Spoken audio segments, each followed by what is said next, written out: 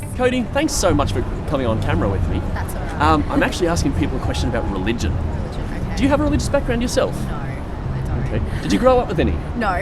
So completely non-religious family. Yes. All right. Yeah. So what do you think happens to us when we die? I've got mixed emotions about that, to be honest. Okay. I feel like half of me feels like, we get reborn into like an animal. Reincarnation, Yeah, reincarnation, idea, yep. That's what it's called. And another part of me just feels like we just die And it's all over. and nothing. Right. Yeah, so I'm kind of torn between it, to be honest. Okay. Yeah. But And- I very what's the word? Intrigued by like spiritual, Right. like all that sort of stuff. So Okay. Yeah. Of course, the question ultimately is going to be, is it possible for us to know what comes next?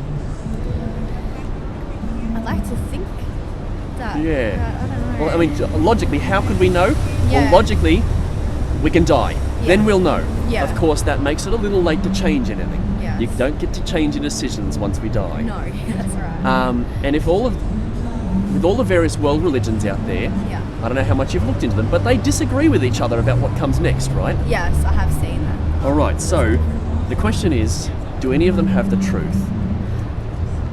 I don't think anybody knows what the truth is. All right, okay, well, here's the other premise with it. Okay. If there's an afterlife, then there must be some divine being behind that system. Okay? If there's a divine being behind that system, if they explained to us, if they've communicated, we have this idea of divine revelation, well, then we could know. Yeah. Okay, so the real question is, all of these religions, they all claim to have divine revelation. Okay. Okay? Christians have the Bible, Muslims have the Quran, Yeah. Hindus have the Bhagavad Gita, Mormons have the Book of Mormon, and so on and so on and so on. Yeah. We actually need to determine, do any of those books have the truth? Yeah. Have you read any of them? No. None at all? No. So, okay, the next question, of course, would then be, do you know much about any of the religions? In particular, I'm curious, do you know much about Christianity and what it teaches? Not really, because Alright. I don't really have any religions myself. Yeah. My family, I think my dad's side of the family, I think they're Christians. They've Okay. all been, what's it called, baptized. Okay. My mum, she hadn't been baptized, so she didn't really want to get me Sure. baptized. But I don't know, I feel like, somewhere in the future I'll see some sort of view on. Yeah, well, I mean, these are crucial questions, aren't they? Because Yeah. if we've got a soul, and that soul is going to go on beyond this life, Yeah. then the most important thing we can ever figure out is what comes next. Yeah. Because all of these religions also agree, get it wrong, massive consequences. If Christians are right, Yeah. then it's heaven and hell. Yeah, exactly. If the Muslims are right, then there's this idea of paradise, but for everyone else who's not a Muslim, it's punishment. Yeah. If it's reincarnation, then it's come back as something really good. If you're a good Hindu, come back as something really lousy if you've got it wrong. Yeah. The consequences for this life are massive. I'm curious, what would you say from your experience, what do you reckon the core message of Christianity is? That's a good question. I don't really have the answer to. Sure, no. Not very educated. Appreciate your honesty on that. Not very educated in that sort of thing, because I just. Sure. It's not that I don't really take interest in it. It's just never really. I don't know. All right. Being brought upon Well, let me. me explain it to you. It'll take all of a couple of minutes, Okay.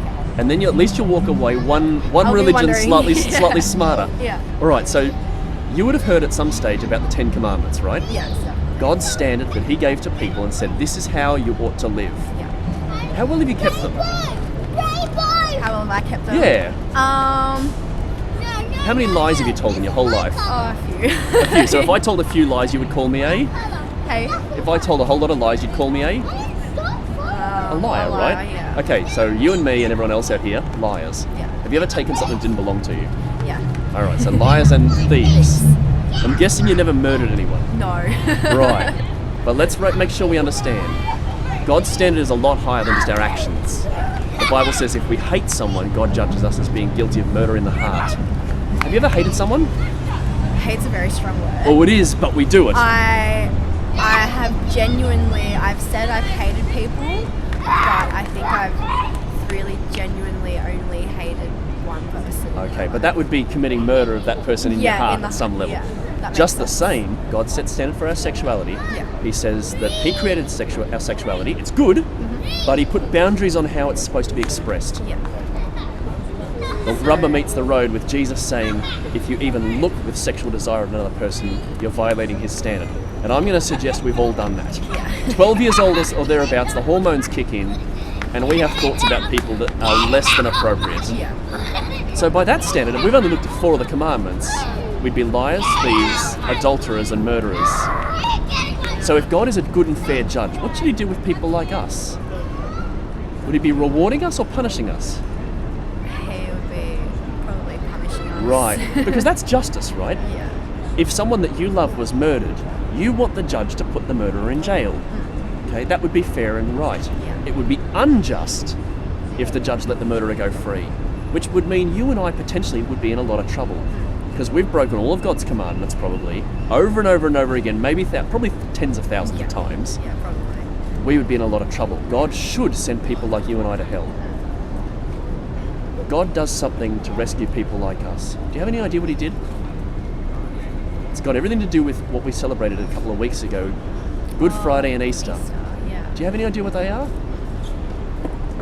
No, I do know that He died on the cross. I don't Right. know. I don't know why. No, you're spot on. But He You're did exactly die right. on the cross Right. for us, and then Okay, it's like this.